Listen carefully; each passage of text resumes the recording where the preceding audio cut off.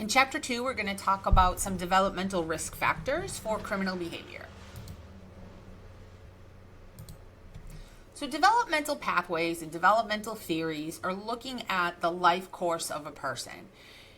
Our life course follows a path, a trajectory, and it could be full of risk factors. Not all criminal behavior starts in childhood, although quite a bit of it will. There is also adult onset behavior, but by looking at our life course, our developmental pathways, we can often see risk factors. If we can identify those early, then we can attempt to address those risk factors and decrease the likelihood of offending. So risk factors are social, family, and psychological experiences that are believed to increase the likelihood that someone will engage in persistent criminal behavior. Okay, and there's some pretty, common risk factors. And in fact, in a lot of jobs that are in criminal justice, psychology, human services, especially working with juveniles, are going to talk about maybe at-risk or high-risk kids.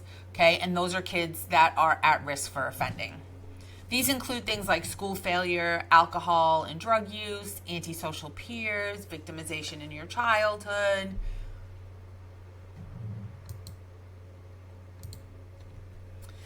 Now, the more risk factors you're exposed to, the more likely you are to engage in antisocial behavior.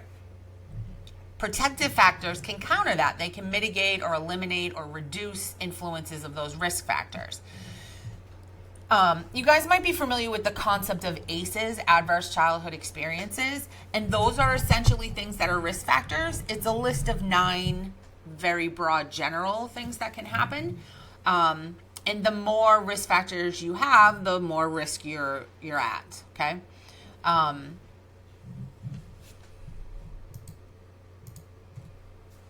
Okay, so a couple ways to look at this. One is a developmental cascade model. Okay, so this is looking at how those risk factors interact with each other and how one might impact the other. So not just that it's like an additive effect, but how it might be more like a snowball, right? So you have a risk factor, that's a snowball, is rolling down, a hill of snow, and it's picking up more risk factors as it goes. Now, this includes things like cognitive competence, which is our ability to adapt and achieve developmental tasks and challenges, and resilience, right? You guys might have heard people talk about resilience before. Maybe you've been described as someone who's resilient. And that's an ability to bounce back quickly and adapt from negative emotional experiences.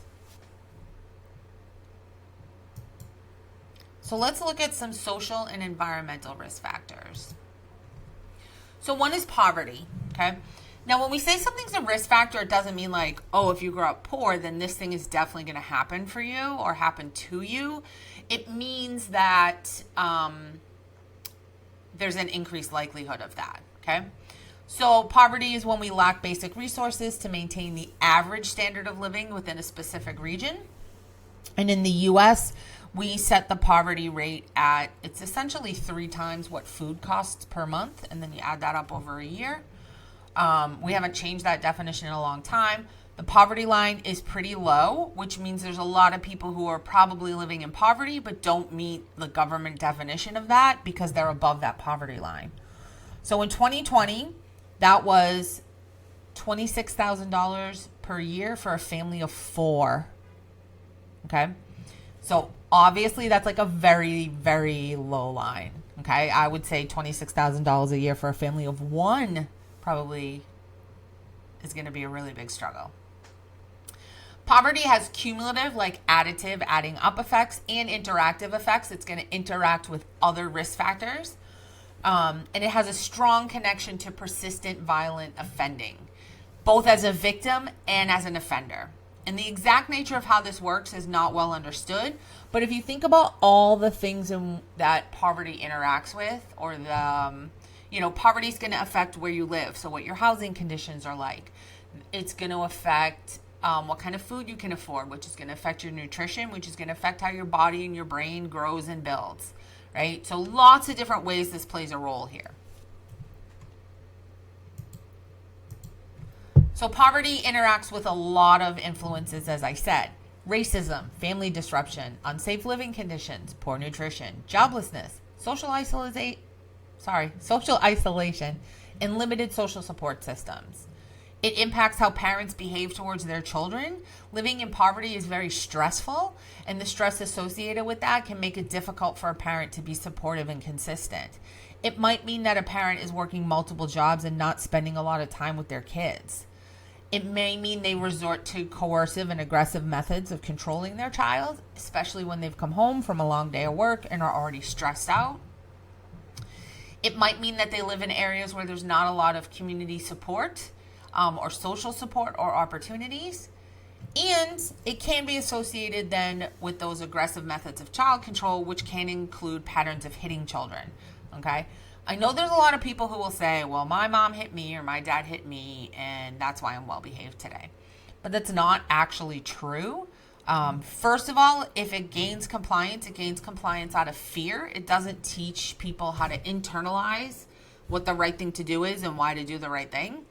And actually, research tells us that it does not lead to like better behaved children.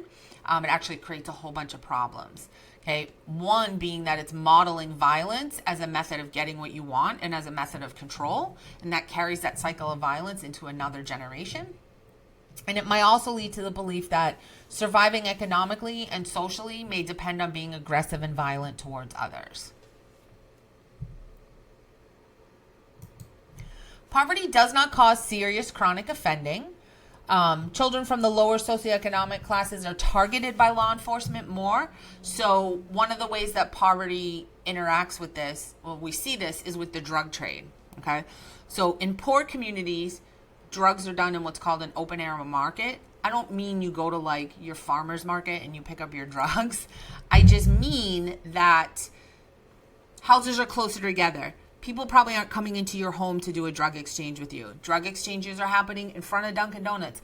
Guys, sit outside of Dunkin' Donuts in a city. Sit outside of Dunkin' Donuts in Everett, Revere, Chelsea for a little while. And that's no dig on those towns. I'm an Everett girly myself. And if you sit there long enough, you will see some drug transactions happen. And they're subtle, but they're not quite as subtle as people think they are. Whereas if you're wealthy, your drug dealer probably comes to your house. You're probably not like close to another home for people to be able to observe this. They probably come inside and the drug deal takes place behind closed doors. So poor people, poor neighborhoods, poor communities are more likely to be targeted by the police. Okay. And poor children then are more likely to end up in the criminal justice system. They're not necessarily more likely to break the law, but they're more likely to get caught and to actually then delve further into the criminal justice system.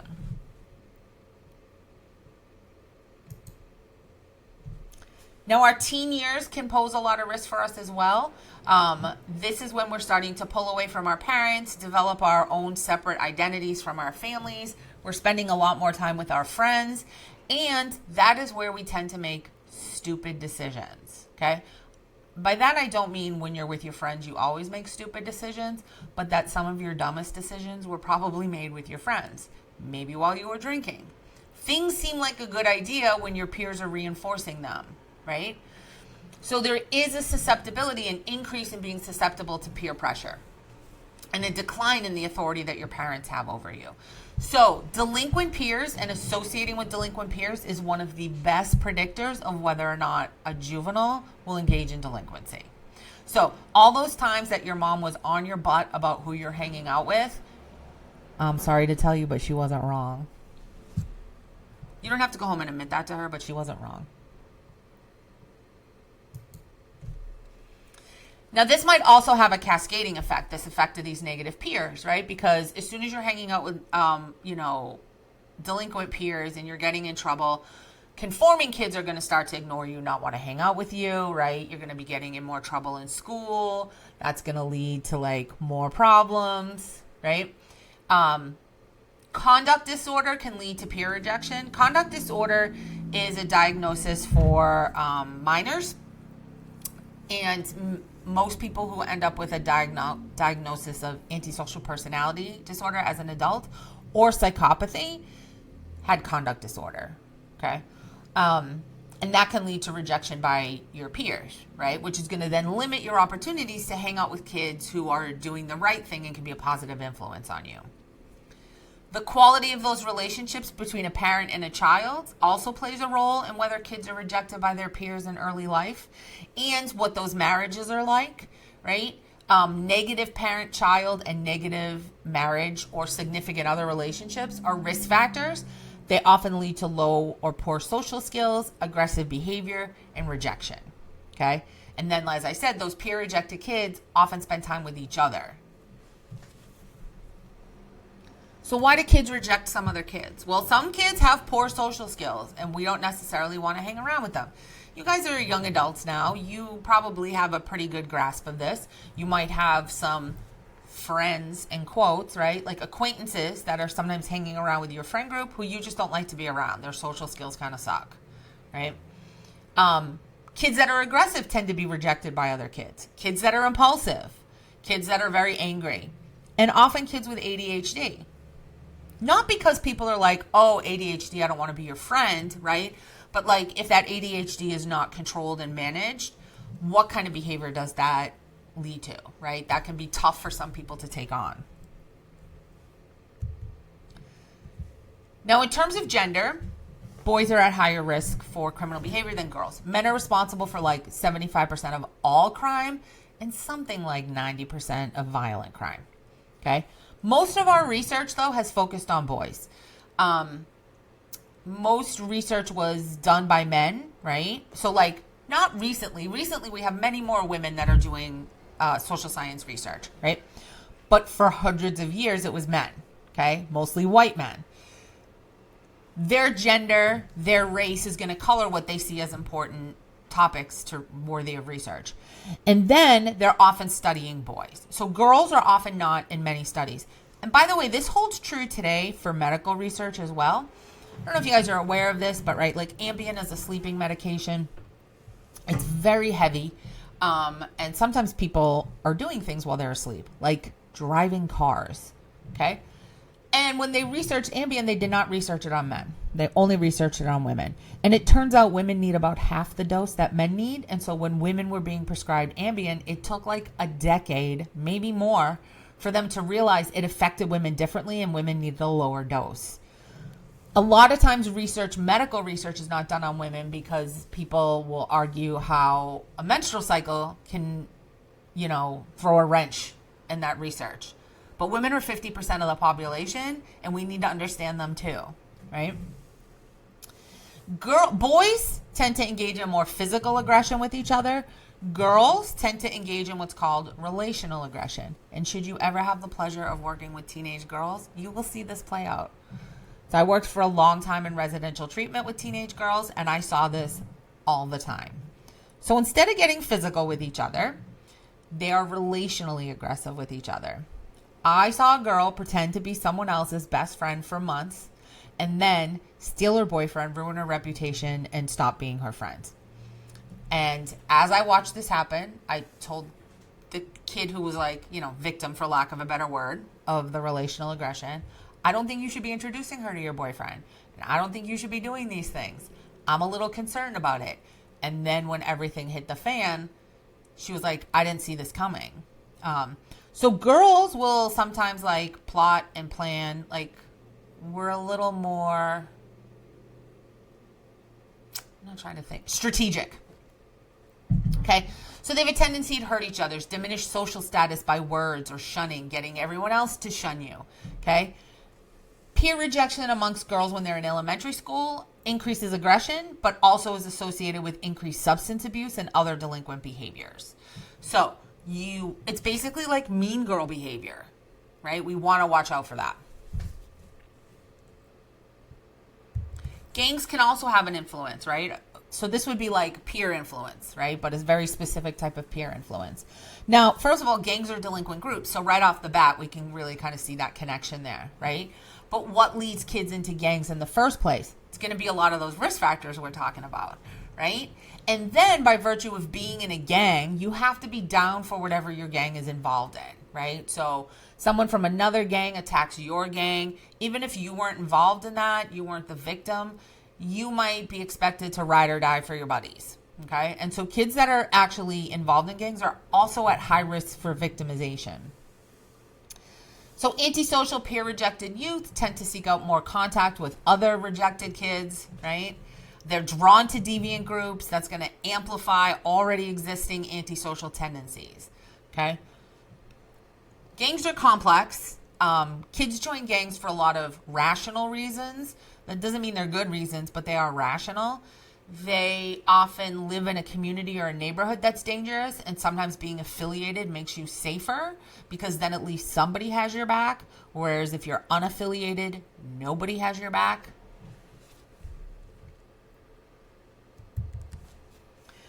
Now, I would bet this statistic has increased, okay? But 60%, over 60% of kids under 5 are in some form of non-parental care on a regular basis. Generally, that's daycare or preschool. I would say it's like more formal preschool, okay? The quality of that is highly variable. It depends on where you are. So, you know, I have a niece that went to preschool. She went to a great preschool. She learned a lot of stuff. She really, really liked it, okay? She loved the people there. The quality of care was great. It was awesome. Some preschools don't do much. In a daycare, you might not be getting an educational component. What's the ratio of like staff to children in that place, right? It's also going to be probably the first place where your kid is exposed to other kids who aren't family. And that's not bad. That's actually very good for socialization, right? But it also means kids are going to pick up behaviors that don't happen in your house, right? They might pick up words that you don't use, and that could include like bad language. They might pick up like hitting from other kids, right? Because they're being exposed to more influences now. Children from single female-headed households, that's what SFH stands for, are more likely to be found in low-quality care. And if you think about it, that's just logical, right? A single female-headed household, that's one income. Maybe she has some child support from a dad or a second parent. But like the less money you have, the less, you know, quality daycare, preschool you can afford. And by the way, daycare and preschool is outrageously expensive. I have a cousin who she does some tutoring on the side. She has a whole brood of kids, but she had to stop teaching because she taught in a Catholic school and the pay was low enough that it was going to cost her more to keep her kid in daycare or preschool. Other places where you might have some risk factors is what's happening with your kids after school, okay? So are they going home? Is there a parent there? Is there a regular caregiver there? Are they in an after-school program, right? When you're a teenager, you're probably not in an after-school program. Maybe you're involved in sports and you're super busy, right?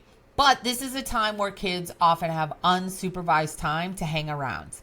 When do we get in trouble? When we're in unsupervised, unstructured time, right? So like sports, dance, whatever your activities are, those are structured activities. You have a place to go, a place to be. You're doing something while you're there.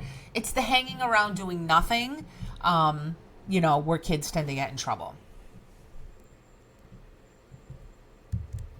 Now, how you do in school can also impact your risk factors, right? Now, you guys are all in college, so obviously some part of you sees college and having a degree as a pathway to a better future. Better job that pays more money, right? More security, whatever.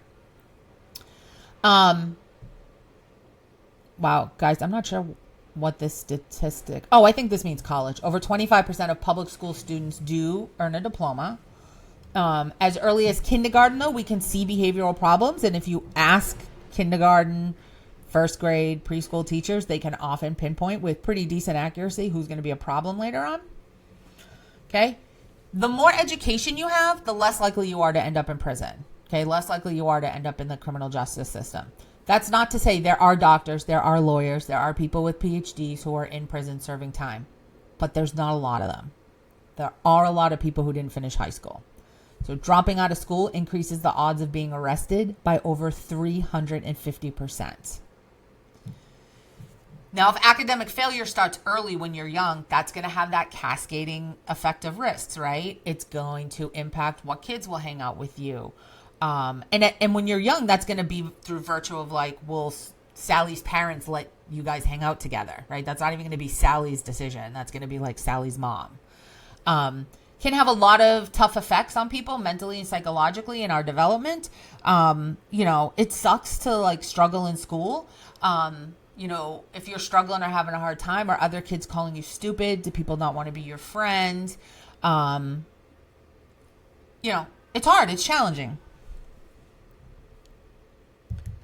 Now, sometimes there's been a movement more recently to holding kids back, starting kindergarten a year later. So when I was a kid, so in the 70s, many moons ago, if you turned 5 in Massachusetts by December of that year, you could start kindergarten.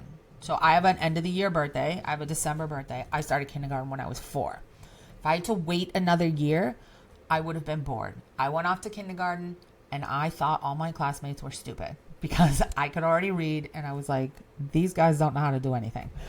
And I told my mom that regularly, told her I wanted to drop out. And I told my kindergarten teachers at Christmas break, as we were all leaving and they were saying like, okay, I'll see you after Christmas. I was like, I won't be here. And they were like, why not? And I said, I'm dropping out. And I was 4. I was like, screw this. Okay. Today in Massachusetts, you have to turn 5 by, I think it's September 1. It's whenever school starts, right? Sometimes people hold their kids back too for athletic advantages and playing sports. Okay. Holding a kid back, delaying entry into kindergarten doesn't have an effect, right? It's not bad. But if people know you're older or people know you were held back 1 year, that label can have an effect, right? Our reading achievement is predictive of arrest and criminal behavior in boys, right? So like, I don't know how they do this anymore, right? But I know we used to like have to do tests every year and they would tell your mom like what level you're reading at, what grade level, right? And so it always seemed kind of cool to be like above grade level. High levels of reading achievement bring more acceptance from our mainstream peers, better attachment to school. That just makes sense. School's going to be easier if you can read, right? School's going to be way less of a struggle if you have those basic skills mastered. And then you're going to be more successful there. It's going to give you better job opportunities, right? I want you guys to think about like the jobs you have right now. Do you have to be able to read to do your job? Now I do, but like I'm teaching in a college, right? So, but think about your jobs, right? Like generally you have to be able to read to do most of them. What if you really struggled with that skill? Now, we also have risk factors at home with our families, with our parents, and I bet you guys could rattle these off before you even read any of this material or listen to this lecture. You could probably take relatively good guess at this. So research in the past really focused on like, what was the structure of your family, right? So there was a lot of research about single parent households, and we don't use this terminology anymore, but they used to call them broken homes. So basically homes where like parents got divorced because when I was growing up, not many people were divorced. Like everyone I grew up with, I think there was like two kids in my class up until high school. I don't know what it was like in high school, but 2 kids in my class when I was like in elementary and middle school who had divorced parents, right? Now, by the way, it's not good to stay together for the kids. That's not helpful. You're not fooling the kids, and it's not good for family dynamics. But now we look more at what was actually playing a role. Is it the broken home? Is it the fact that your parents are divorced? Or is it how that affects the quality of your relationships, right? Is it that your dad doesn't live with you? Or is your dad garbage and he doesn't live with you, right? Like maybe your dad doesn't live with you, but your dad is like 50-50 parenting with your mom. He's got you half the week. He's, he knows what's going on in school. He's on top of all your stuff, right? Also, if dad was like abusive and your home was chaotic, it might be better and more peaceful once dad's not there, okay? So it was never that the broken homes were a problem. It's like, what do the broken homes mean? And again, we don't use that word broken homes anymore. So, over 12 million children live with just one parent, and I would bet it's even more than that, right? It's not necessarily, parents don't, like the definition of what family looks like has changed, right? I've also just been saying like mom and dad, which is obviously not like the default family, right? There are people who grow up with their grandparents. There are people who, are in same-sex relationships, people who are non-binary and don't define themselves by traditional mom or dad kind of roles, right? And I would bet many of you were raised mostly by, your mom, by one parent. And she probably killed it. You're here in college. Someone did a good job, right? But what's the risk factors that go with that? So what's the quality of the relationships? If you live with one parent, is that parent really struggling financially? Are they super stressed out? Are they not around because they're working so much to take care of you? Do they not have any, do you have very little supervision? Does this mean you can kind of get into it with peers or friends or trouble that's really not good for you, right? What kind of economic support is there? And by the way, that doesn't mean you have to be rich. You don't need to have a mom who has a yacht, although that'd be pretty cool. How much emotional support is there? And by the way, there can also be other adults in your life who have stepped in, right? I'm close with all my nieces and nephews, but one of my nieces, I watched her while she was growing up when my sister was working. To this day, I spend a lot of time with her. She calls me with questions. She just got a car. I just brought her over, some stuff she should have in her car for cleaning it and things like that. We're super, super close. And so, and I give her rides places. Well, now she has a car, so I'll probably not see her that much anymore. But I would drive her to school, pick her up from school, take her to different things, right? Take her to the dentist, things like that, right? So there can be all kinds of people who play those roles. Some of you might have been raised by your grandparents, right? And so again, it's not the label. It's not are your grandparents old? Is your mom mad young? It's more, what's the quality of those relationships? Now, parents can provide and have very different approaches to parenting, right? That's okay. That's fine, right? Some parents give an allowance. I remember asking my mom when I was a kid, can I have an allowance? And she was like, would you rather have an allowance, or when you want to do things with your friends, would you rather I just give you money to do that? And it didn't take me long to figure out I'd probably get to do more stuff if I didn't have an allowance that I had to budget for, right? Did your parents, were your parents involved in your school? Did they go to at least one of those, what do they call that? Teacher conferences during the school year, right? Did your mom volunteer? Did she go on field trips? Now, by the way, not every parent can do these things, right? So my sister is a high school teacher.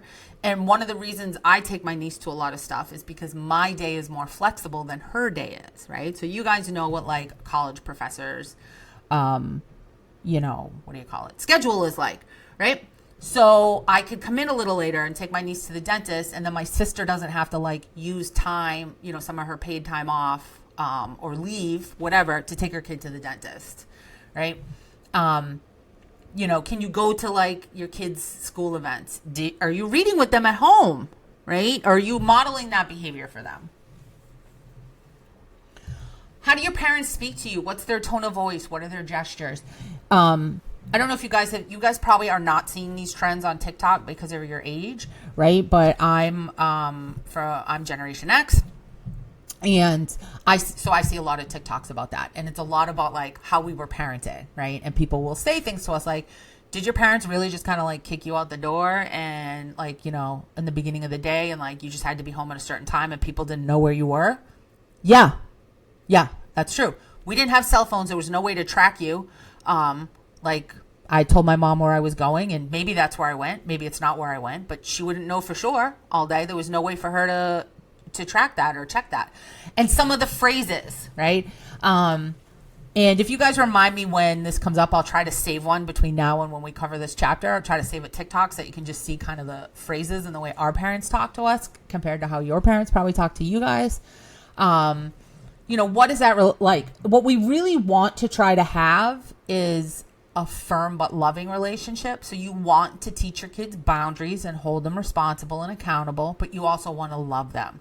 So if you think about hate the sin, love the sinner kind of, church phrase, similar idea. Okay. Being too harsh is bad.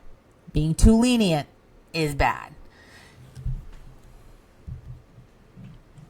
So some people have looked at different styles of parenting. There's going to be different paradigms about this. But some parents are very authoritarian. They want to control everything. They have a lot of rules. They're very rigid, and they expect obedience. Okay? Some are super permissive. Do whatever you want. If you're going to get high, I'd rather you do it here. Okay? This is also not effective parenting. Okay? Some are authoritative. Okay? This is a little bit different than authoritarian.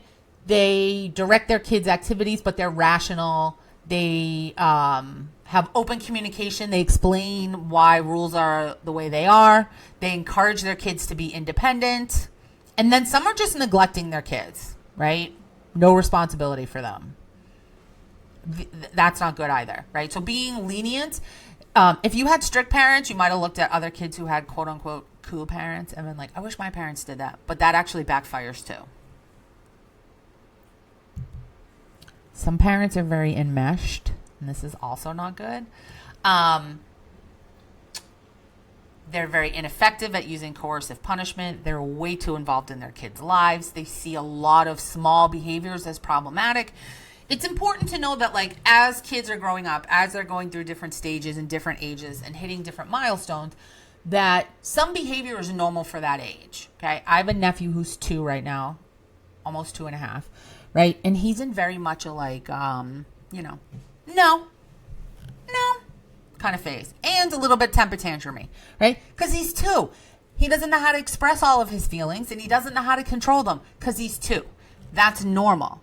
However, that doesn't mean you let your kid do it, right? You talk to them, right? So his mom will talk to him and she'll be like, are you having a hard time? Like, are you frustrated, right? Now, he doesn't know, like, he probably doesn't have 50 different words to describe that feeling. Whereas if you and I were talking about that, we'd probably be pretty nuanced, right?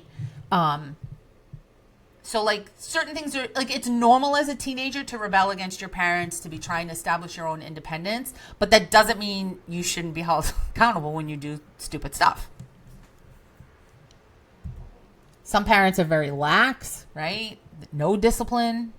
That's not good either. I also have another cousin who's kind of this way with one of her kids. Okay. Are your parents monitoring your behavior? That doesn't mean they have a baby monitor in your room. It doesn't mean they follow you around, right? And so you couldn't track us as kids when I was growing up. But my mom would ask me, where am I going? Who's driving us? Whose house are we going to be at? And she had, we all had house phones then. She had all my friends' parents' names and numbers, right? And by the way, they wouldn't hesitate if they thought you lied and said you went over Bob's house and really you were somewhere else. They wouldn't hesitate to call and check and see if you were there. Okay. Are you aware of how your kids are spending their time? Right. So you guys, your parents, when you were in high school, might have been like, where are you going to be? Who's going? And you might have been like, oh, mom is so nosy. Dad is so nosy. That's what they're trying to do. Right. Keep tabs on you. The relationship you have with your parents is going to play a big role here too, right? So kids who feel close to their parents and value their opinion are more likely to take their advice. Right? You want to nurture that kind of relationship with children. You want your kid that if they're in a pickle, they're somewhere and someone's been drinking and that's their ride home, or they're somewhere where they feel unsafe. You don't want them afraid to call you for help. If they're afraid of getting in trouble and they don't call you for help, something bad might happen. You want them to be able to come to you and say, like, hey, I'm super uncomfortable. Maybe you have a code word with your parents. Maybe if you text them some certain emoji, that's their code to know that they're going to come get you. Maybe they, help you save face by acting like, you snuck out, let's go, instead of making it seem like you want to leave the party you're uncomfortable at. You want your kids to be able to come to you when they're in trouble. Okay? Overly controlled kids will be less willing to accept parental authority. Under control kids will also not accept parental authority. Okay? This is stressful for parents to keep track of you and where you are and be on top of all of this, right? And get into an argument with you about it. So this is one of those things where, like, if this is happening and mom is working 2 or 3 jobs and she's super tired, this is where that cumulative effect starts to come together. Now, depending on where you grew up, there might have been monitoring in your neighborhood too. Okay. So I grew up in a neighborhood where until probably like 20 years ago, everybody still lived there. Okay. Nobody lives there anymore. Well, people live there, but none of us live there anymore. So I had to listen to Mary Grace, who was the woman who lived next door to me. I had to listen to whatever she said, and her kids listened to what my mother said. And you wouldn't have dared said to some woman who told you to knock it off or stop being loud or stop doing whatever while you were out front or in the street or playing. You would never dare say, like, you're not my mom. Because guess what? If Mary Grace called my mom and told my mom I did XYZ, My mom would believe Mary Grace before she believed me. Okay. That's not to say she wouldn't ask me, but like everyone looked out for each other. Okay. So you couldn't like get away with shit because someone else in the neighborhood knows. Our siblings can have an influence on us too, right? We tend to imitate our siblings. If you guys are the oldest, you might have found it annoying when your younger siblings were copying you, trying to dress like you, picking up your language, right? You might have found that annoying at times.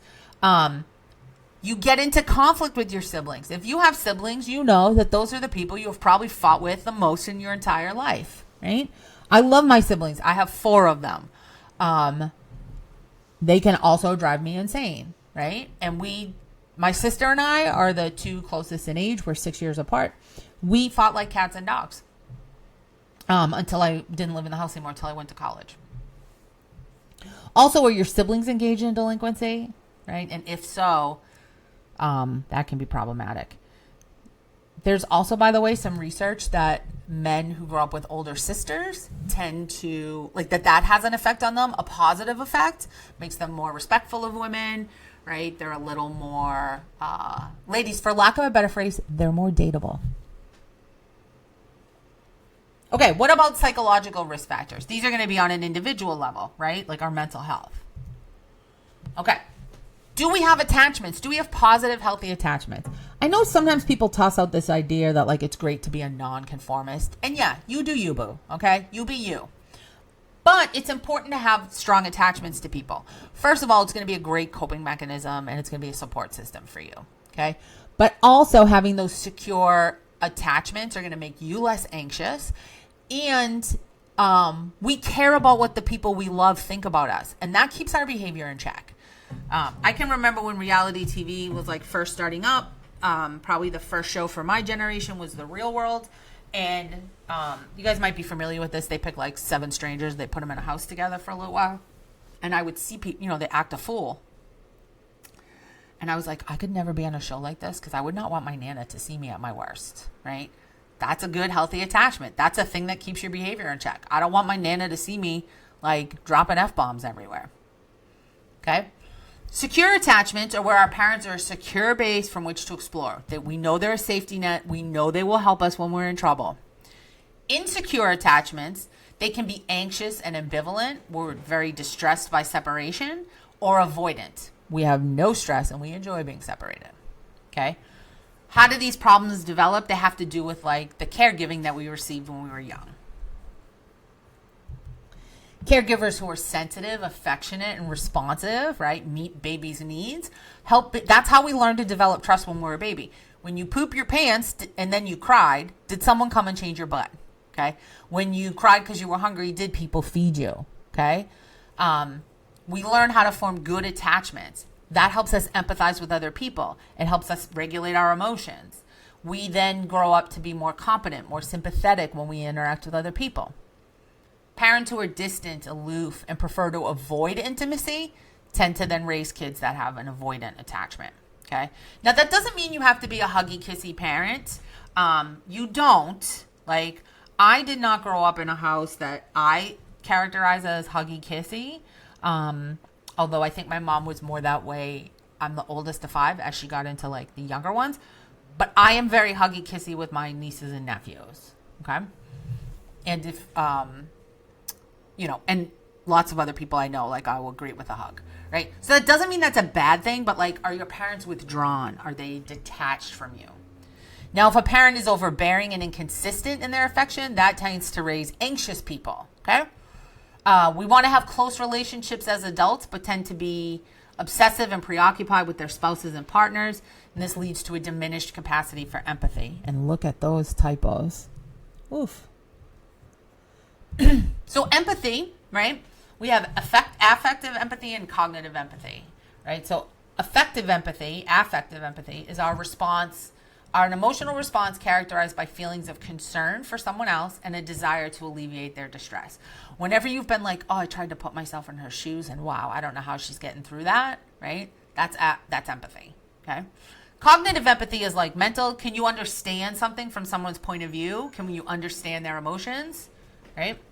And one of the key hallmarks of psychopathy is low empathy. Animal cruelty is also associated with a lack of empathy. And animal cruelty is a predictor of future violent behavior. I worked with a lot of teenage boys who engaged in violence, and quite a few of them had told me some horrific stories about them and animals. And kind of told me the stories as though like it wasn't that big of a deal. All right. What about cognitive deficits, intellectual disabilities, right? That makes it harder for us sometimes to socialize, to get along with other people. It might make it harder for us to problem solve, and might mean we make poor decisions. It's going to make school harder, and we already talked about all the ways school's a risk factor. So you guys starting to see how these things kind of gel together, right? How they're intertwined. Intelligence. Okay. IQ scores don't really mean anything. Okay. They're biased. They're racist. If you know your IQ score, like that's great, but don't worry about it. Okay. There's a lot of research on IQ and its relationship to crime. And early on, it was showing that a low IQ was associated with more criminal behavior. But IQs are culturally based. They're not actually like how smart can you potentially be. Okay. We can measure intelligence through a variety of tests.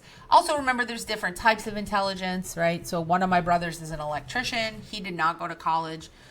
Me and one of my brothers and my sister are all highly educated, okay? Those are just two different types of education, okay? My brother knows how to run a massive work site and oversee several projects at a time, and has wired like robotic emergency suites, not operating suites, okay? I don't know how to do that, okay? It doesn't mean I'm smarter than him. I'm smarter than him about specific things. He's smarter than me about specific things, okay? A lot of doing well on these tests has to do with like your language skills and your verbal development, okay? It's also strongly influenced by our education and our culture, okay? Preschool does have a significant positive effect on children that will last for a long time, but your IQ score, it's not really a thing you have to worry about. ADHD, okay? So ADHD has undergone several different name changes and different definitions. Also a thing mostly studied about boys. So we're seeing a lot of women get diagnosed in later adulthood because the way their ADHD presented itself was very different. It's always been sort of framed, I guess, for lack of a better word, depicted as oh, shiny object, I'm distracted, right?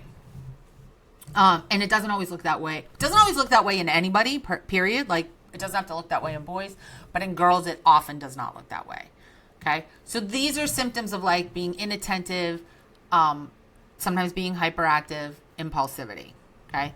They often emerge in preschool. Also, think about why these would emerge in school. We're taking children who generally have ants in their pants, and we're asking them to sit still for 6 hours a day.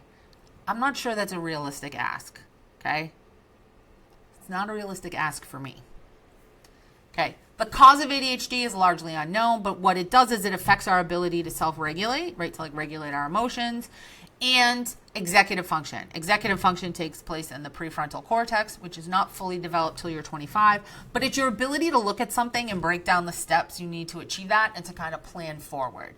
You might know some people who really struggle with executive function, right? And they need someone else to really help them plan and figure out how they're going to get stuff done.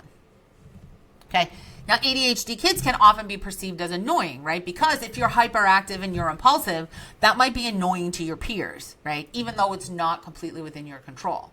And people just might not want to be friends with you. Oh, guys, more typos. So kids with ADHD, especially hyperactivity piece, are 10 times more likely to have trouble making friends. Associated with this is substance abuse. So a very large number of ADHD kids self-report delinquency. In prison, this is something that, if you look at diagnoses that people who are in prison have, there's just certain, there's a lot of antisocial personality in there, a lot of ADHD in there, right? And if you think about it, it makes sense. It's not that ADHD makes you a criminal. You want to think about all the ways ADHD will put you at risk. Just how does not having an education put you at risk? Okay. They're also more likely to be disruptive, break rules, be impulsive. I had a client once who was so impulsive, guys. Her thought wouldn't even be done forming, and she was doing something. I remember having a talk with her. We had just spent like 45 minutes talking about stuff. She had contracted for safety, promised me she would, like, seemed like she was in a better space, and then suddenly she had an idea to open the window and try to jump out of it, and she was trying to do it. Okay, like, so impulsive. Now, I mentioned conduct disorder briefly. So this is a cluster of behaviors. It's a personality disorder characterized by persistent misbehavior. Okay, it's repetitive and persistent, and it also involves violating the rights of others or societal norms. Those are part of the definition of psychopathy. We do not diagnose minors with psychopathy. You might look at a 16-year-old and be like, that's an absolute psychopath. Can't label them as such. Psychopathy also not in the DSM, right? A little bit different. It's like a subset of antisocial personality disorder. Tends to get diagnosed in like prison settings. And then oppositional defiant disorder. So this is disruptive behavior disorders, problems with self-control and emotions. It's exactly what it sounds like in the title. Kids who are oppositional, argumentative, and defiant. And that wraps up this chapter.